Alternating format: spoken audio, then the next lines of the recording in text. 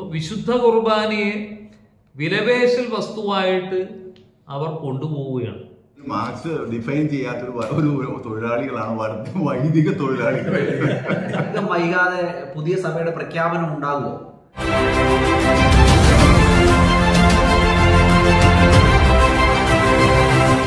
Culture of the leader is the culture of the organisation എന്ന് പറയുക. Management തീരുമാനിക്കാന്നുള്ളതാണ്. എനിക്ക് തോന്നുന്നു മിക്കവാറും ഈ കൾച്ചർ ഓഫ് ദ ലീഡർ നമ്മുടെ കമ്മ്യൂണിറ്റിയുടെ കൾച്ചറായിട്ട് മാറിക്കൊണ്ടിരിക്കുന്ന ഒരു കാഴ്ചയാണ് നമ്മൾ കാണുന്നത്. അതായത് ലോക്കൂലി വാങ്ങിക്കുന്ന തൊഴിലാളികളുടെ സ്വഭാവത്തിലേക്ക് വന്നു എന്നാണ് പറയുന്നത്. അവരുപയോഗിക്കുന്ന വേർഡ് തന്നെ തൊഴിലാളി യൂണിയൻ എന്നുള്ളതല്ലേ, വൈദിക യൂണിയൻ തന്നെയല്ലേ പറയുന്നത്. അങ്ങനെയെങ്കിൽ മാർക്സ് ഡിഫൈൻ ചെയ്യാത്തൊരു തൊഴിലാളികളാണ് വൈദിക തൊഴിലാളികൾ. ഇതുമായിട്ട് ബന്ധപ്പെട്ടുകൊണ്ട് നമ്മുടെ ഈ ഡീക്കന്മാരുടെ പട്ടവുമായി ബന്ധപ്പെട്ടുകൊണ്ട് ഇവരൊരു വിലപേശൽ സമവാക്യമാണ് ഇപ്പൊ നടത്തിക്കൊണ്ടിരിക്കുന്നത്. കുർബാനെ അതിനു വേണ്ടിയിട്ട് ഉപയോഗിക്കുന്നു, വിശ്വാസികളെ അതിനു വേണ്ടിയിട്ട് ദുരുപയോഗിക്കുന്നു. ശരിക്കും നടക്കരുതാത്ത കാര്യം. അതിപ്പോ വേറൊരു സംഭവം നടന്നിട്ടുണ്ട്.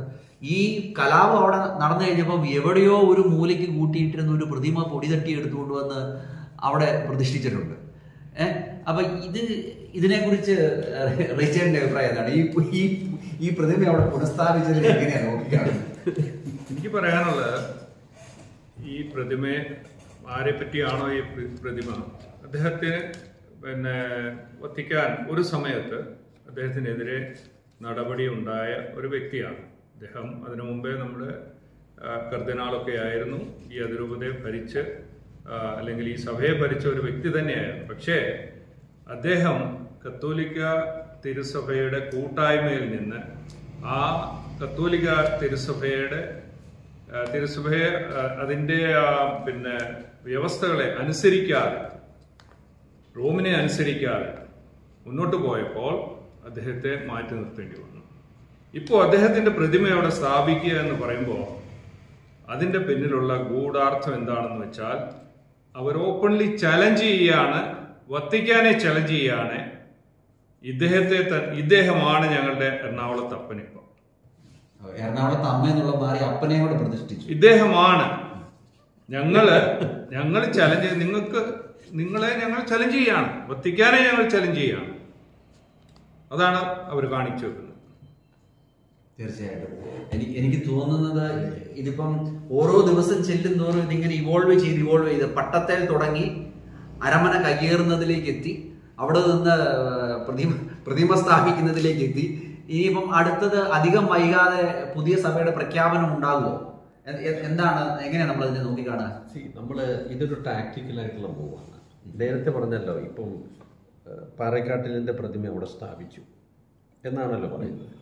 അവിടെ നമ്മൾ കാണേണ്ട ഒരു കാര്യം, ജോസഫ് കാർഡിനൽ പാറേക്കാട്ടിൽ അദ്ദേഹം അനുസരണക്കേട് കാണിച്ചുവെങ്കിലും ഒരിക്കൽ പോലും ഇപ്പം ഒരു അതിലംഘനം, അതായത് അദ്ദേഹത്തിന്റെ അധികാര അല്ലെങ്കിൽ അച്ചടക്ക സീമയെ ഒരു പരിധി വിട്ട് അദ്ദേഹം ലംഘിച്ചില്ല. അദ്ദേഹത്തോട് ശാസിച്ചപ്പോൾ അദ്ദേഹം ഒരു മൂലയ്ക്ക് മാറിയിരുന്നു. അതൊരു കലാപത്തിലേക്ക് കൊണ്ടുപോകാനോ ഒന്നുമുള്ള ഒരു പരിശ്രമം അദ്ദേഹത്തിന്റെ ഭാഗത്തുണ്ടായില്ല. അതൊരു മാതൃകാപരമായ കാര്യമാണ്. ഇപ്പോൾ അദ്ദേഹത്തെ ഈ അതിരൂപതയുടെ ഈ കേന്ദ്രത്തിൽ കൊണ്ട് പ്രതിഷ്ഠിക്കുമ്പോൾ അദ്ദേഹം പോലും സമ്മതിച്ചു കൊടുത്തു, ഞാൻ അല്പം അതിരുവിട്ട് ചെയ്തു എന്ന് സമ്മതിച്ച ആ വ്യക്തിയെ സൈഡ് ലൈൻ ചെയ്തിരുന്ന അദ്ദേഹത്തെ ഇതിന്റെ അധികാരത്തിന്റെ കേന്ദ്രത്തിൽ കൊണ്ട് സ്ഥാപിക്കുമ്പോൾ നൽകുന്ന സൂചന എന്താണ്? ഞങ്ങൾ വേണമെങ്കിൽ അച്ചടക്കത്തിന്റെ ഏത് ലംഘനത്തിലേക്ക് ഞങ്ങൾ പോകും, ഏതറ്റം വരെ പോകുമെന്നുള്ളതിന്റെ വ്യക്തമായ സൂചന അവിടെ നൽകിയിട്ടുള്ളത്. എനിക്ക് തോന്നുന്നു അത് മാത്രമല്ല, മരിച്ചുപോയ ആ ഒരു ആത്മാവിനോട് ചെയ്യുന്ന ക്രൂരത അത് വേറെ, സ്വപ്നത്തിൽ പോലും വിചാരിക്കാത്ത. അതുകൊണ്ട് അദ്ദേഹത്തോട് കൂടി കാണിക്കുന്ന ഏറ്റവും വലിയ നിന്ദയാണ് ഈ ചെയ്യുന്നത്. ഒന്ന്. രണ്ടാമത്തെ ഒരു കാര്യം നമ്മൾ ആലോചിക്കേണ്ടത്, എവിടെ നിന്ന് ഈ അച്ചടക്കത്തിന്റെ പ്രശ്നം ഇവർക്ക് ഉണ്ടാകുന്നത്? ഇവരുടെ സ്വതന്ത്രമായ ചോയ്സ് അല്ല ഇവരുടെ പട്ടം. എപ്പോഴും അച്ചടക്കം എന്ന് പറയുന്നത്, അനുസരണം എന്ന് പറയുന്നത് അടിമയുടെ അനുസരണമല്ല. സഭയിൽ ആവശ്യപ്പെടുന്നത് സ്വതന്ത്ര ബുദ്ധിയോടുകൂടിയുള്ള അനുസരണമാണ്. ഉള്ളിൽ നിന്ന് അതിനകത്തൊരു ആനന്ദമുണ്ട്. അല്ലെങ്കിൽ അടിമയുടെ അനുസരണമാണ്. അടിമ അനുസരിക്കുന്നുണ്ട്, പേടിയുണ്ട്, യജമാനനോടുള്ള ഭയം കൊണ്ട് അനുസരിക്കുന്നുണ്ട്. ഇവരൊക്കെ അടിമയുടെ മനസ്ഥിതിയുമായിട്ട് ജീവിക്കുന്നവരാണ്. അതുകൊണ്ടാണ് ഇവർക്ക് അനുസരണ ഒരു ഭാരമായിട്ട് മാറുന്നത്. ഇതിൽ നിന്ന് സംഭവിക്കുന്ന എനിക്ക് തോന്നുന്നു ഇതുകൊണ്ടുണ്ടാകാൻ പോകുന്ന പ്രശ്നം മറ്റുള്ളവർ മനസ്സിലാക്കുന്നുണ്ട്. ഇവരുടെ മനോഭാവം എന്താണെന്നും ഇവരെ ഏത് രീതിയിലാണ് തരംതാണു പോയെന്നുള്ളതും കൃത്യമായി മനസ്സിലാക്കിയിട്ടുണ്ട്. അതുകൊണ്ട് ഞാൻ പ്രതീക്ഷിക്കുന്നത് എറണാകുളം അങ്കമാലി അതിരൂപത ഇതേ രീതിയിൽ മുന്നോട്ട് പോകില്ല. ഞാൻ ഭയപ്പെടുന്നു. ഞാൻ എറണാകുളം അങ്കമാലി അതിരൂപതയെ സ്നേഹിക്കുന്നൊരു വ്യക്തിയാണ്. ഞാൻ ഇവിടെ ഈ അതിരൂപതയിൽ ജനിച്ചു വളർന്ന ഒരാളാണ്. അങ്ങനെയുള്ള എന്നെ സംബന്ധിച്ച് സങ്കടമുണ്ട്. പക്ഷെ ഞാൻ ഭയപ്പെടുന്ന കാര്യം ഈ അതിരൂപത അനധിവിദൂര ഭാവിയിൽ സപ്രസാവും. എനിക്ക് തോന്നുന്നു കാരണം ഈ നിലയിൽ മുമ്പോട്ട് പോകാൻ ഒരു സംവിധാനത്തിനും അനുവദിക്കാൻ കഴിയില്ല. ആ നിലയിലേക്ക് കൊണ്ടുപോകുന്നതിന്റെ ഉത്തരവാദിത്വം ഈ ലഹള നടത്തുന്ന വൈദികർ തന്നെയാണ്. എനിക്ക് തോന്നുന്നു ഇത് നമ്മൾ കൂട്ടി കാണേണ്ടതുണ്ടല്ലോ. അപ്പുറത്ത് അരമന, ഇപ്പുറത്ത് ബസലിക്ക പള്ളി. ഈ അരമനയിൽ ഓരോ തവണയും ഈ യജ്ഞങ്ങൾ നടക്കും, അല്ലെങ്കിൽ അതിൻ്റെ അനുബന്ധമായിട്ട് ബസലിക്ക പള്ളിയിൽ വിശുദ്ധ കുർബാനയെ ദുരുപയോഗിക്കുന്നു, അബ്യൂസീവ് യൂക്കറിസ്റ്റിക് സെലിബ്രേഷൻ നടക്കുന്നു. എനിക്ക് തോന്നുന്നു ഈ പശ്ചാത്തലത്തിൽ അതിനെയും കൂടെ നമ്മളൊന്ന് നോക്കിക്കാണേണ്ടതുണ്ടെന്ന് തോന്നുന്നു. ഇവര് ഈ അരമന കയ്യേറി ഇതിനെ തോന്നിവാസം ഒരു വഴിക്ക് കൊണ്ടുപോകുമ്പം അതേപോലെ തന്നെ ദിവ്യകാരുണ്യത്തെയും ഈശോയെ അപമാനിച്ച് 33 പേര് ഇവിടെ മാറി നിൽക്കുന്നുണ്ടല്ലോ.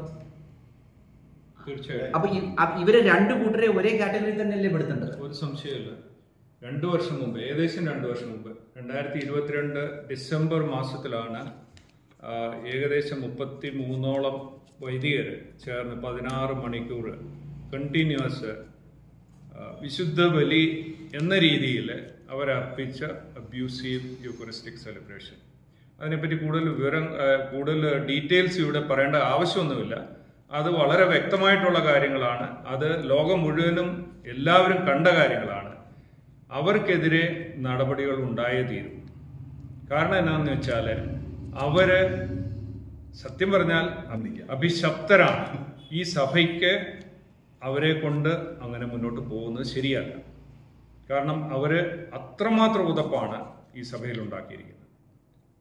അതുപോലെ തന്നെ ഈ വൈദിക കലാപത്തിന് നേതൃത്വം കൊടുത്ത എല്ലാ നേതാക്കളെയും അവർക്കെതിരെയും നടപടികളുണ്ടാവും. തീർച്ചയായിട്ടും ഉണ്ടാവും. ഇവരെവിടെ ഉണ്ടെങ്കിലല്ലേ ഉത്തരവാദിത്തങ്ങൾ നിർവഹിക്കേണ്ട കാര്യമുള്ളൂ. അത് അസത്യപരമായിട്ടുള്ള അസത്യം കൊണ്ട് ജീവിക്കുന്നവരാണ്. കപടത കൊണ്ട് ജീവിക്കുന്നവരാണ്. ഇവിടെ പട്ടത്തിന്റെ കാര്യം പറയുമ്പോൾ ഒരു കാര്യം ഞാൻ തെളിച്ചു പറയാൻ ആഗ്രഹിക്കുന്നത് എന്താണെന്നറിയാവോ?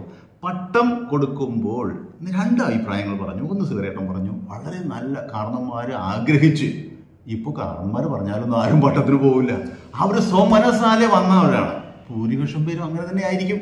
അതിൽ ഇടപെടാത്ത 1-2 പേരുടെ കാര്യം ഇപ്പൊ പറഞ്ഞു, ടെൻഷൻ പറഞ്ഞു, അങ്ങനെയുള്ളവരുണ്ട്. അപ്പൊ ഇങ്ങനെയുള്ളൊരു സമൂഹത്തെ എന്തിന് പട്ടം കൊടുക്കണം? അവർ സഭയ്ക്ക് എന്ത് ഗുണം ചെയ്യും? ദോഷം ചെയ്യും. ഈ പറയുന്ന ചെമ്മാടികളായിട്ടുള്ള കുറെ പുരോഹിതർക്ക് വേണ്ടിയിട്ടാണ് ഇവർ പട്ടം വാങ്ങിക്കുന്നതെങ്കിൽ അവരുടെ ചട്ടുവങ്ങളായിട്ട് വർത്തിക്കണ്ടേ? അപ്പൊ ഇത് സഭയെ നശിപ്പിക്കുന്ന ഒരു ശക്തിയാണത്.